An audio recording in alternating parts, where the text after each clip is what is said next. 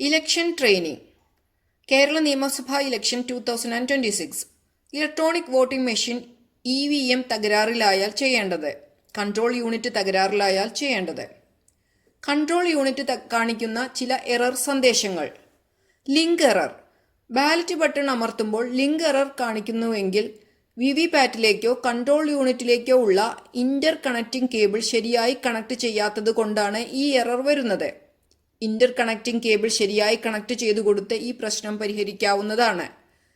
Pressed error. ഈ സന്ദർഭങ്ങളിൽ presiding officer control യൂണിറ്റിൽ കാണിക്കുന്ന ടോട്ടൽ വോട്ട്സ് എഴുതി വെച്ച ശേഷം കൺട്രോൾ യൂണിറ്റ് ഓഫ് ചെയ്യുക. പോളിംഗ് ഏജന്റുമാരെയും കൂട്ടി വോട്ടിംഗ് കമ്പാർട്ട്മെന്റിൽ പ്രവേശിച്ച് ബാലറ്റ് യൂണിറ്റിലെ ഓരോ ബട്ടണും അമർത്തി നോക്കുക. എന്തെങ്കിലും തിരികെ വെച്ചിരിക്കുന്നതായി കണ്ടാൽ പുറത്തെടുക്കുക. പുറത്തെടുക്കാൻ കഴിയാത്ത വിധത്തിലാണെങ്കിൽ അകത്തേക്ക് തന്നെ, അതായത് വലത്തേക്ക് തള്ളിക്കളയുക. അതിനുശേഷം കൺട്രോൾ യൂണിറ്റ് ഓൺ ചെയ്ത് ടോട്ടൽ വോട്ട്സ് നോക്കുക. മുൻപ് കാണിച്ച ടോട്ടൽ വോട്ട്സിൽ വ്യത്യാസം ഇല്ലെങ്കിൽ വോട്ടിംഗ് തുടരാവുന്നതാണ്. അടുത്തത് EVM failure. Electronic voting machine തകരാറിലായാൽ. മോക്ക് പോൾ സമയത്ത് ഇലക്ട്രോണിക് വോട്ടിംഗ് മെഷീൻ തകരാറിലായാൽ ചെയ്യേണ്ടത്. മോക്ക് പോൾ സമയത്ത് control unit, ballot unit, VVPAT എന്നിവയിൽ ഏതെങ്കിലും തകരാറായാൽ സെക്ടറൽ ഓഫീസറെ അറിയിച്ച് പ്രസ്തുത യൂണിറ്റ് മാത്രമായി മാറ്റി പുതിയത് വെച്ചാൽ മതി. തകരാറായ യൂണിറ്റ് ക്യാരിയിങ് കേസിൽ വെച്ച് സെക്ടറൽ ഓഫീസറെ തിരികെ ഏൽപ്പിക്കണം. Presiding officers report part 1 and 4 തയ്യാറാക്കുക. ഇലക്ട്രോണിക് വോട്ടിംഗ് മെഷീൻ യഥാർത്ഥ പോളിംഗ് സമയത്ത് തകരാറായാൽ.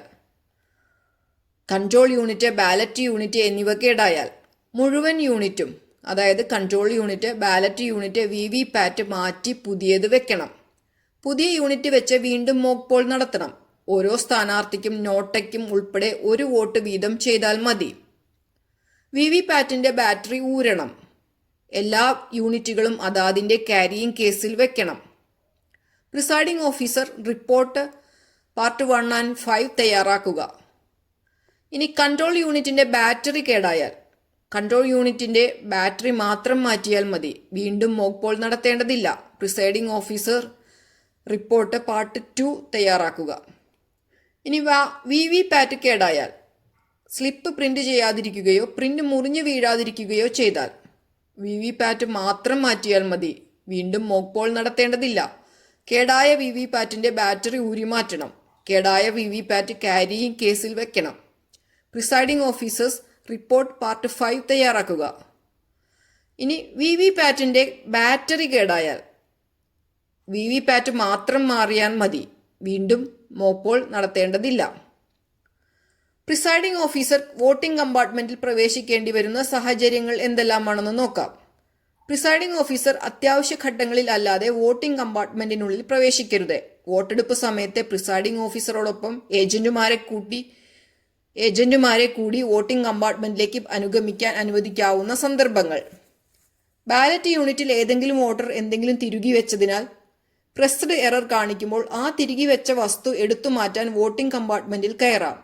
കൺട്രോൾ യൂണിറ്റിൽ പ്രസ്ഡ് എറർ കാണിക്കുമ്പോൾ അതിലെ ടോട്ടൽ വോട്ട്സ് എഴുതി വെച്ച ശേഷം കൺട്രോൾ യൂണിറ്റ് ഓഫാക്കുക.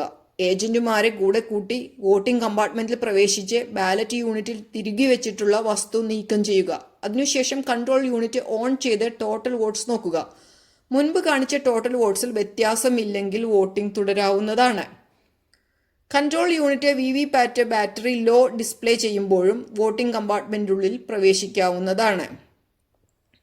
വോട്ടറെ വോട്ട് ചെയ്യുന്ന രീതി പറഞ്ഞു കൊടുക്കാൻ കമ്പാർട്ട്മെന്റിനുള്ളിലേക്ക് പ്രിസൈഡിംഗ് ഓഫീസറോ മറ്റു പോളിംഗ് ഓഫീസറോ പ്രവേശിക്കരുത്. ഡമ്മി ബാലറ്റ് കാണിച്ച് വോട്ട് ചെയ്യേണ്ട വിധം പറഞ്ഞു കൊടുത്താൽ മതിയാകും. Thank U.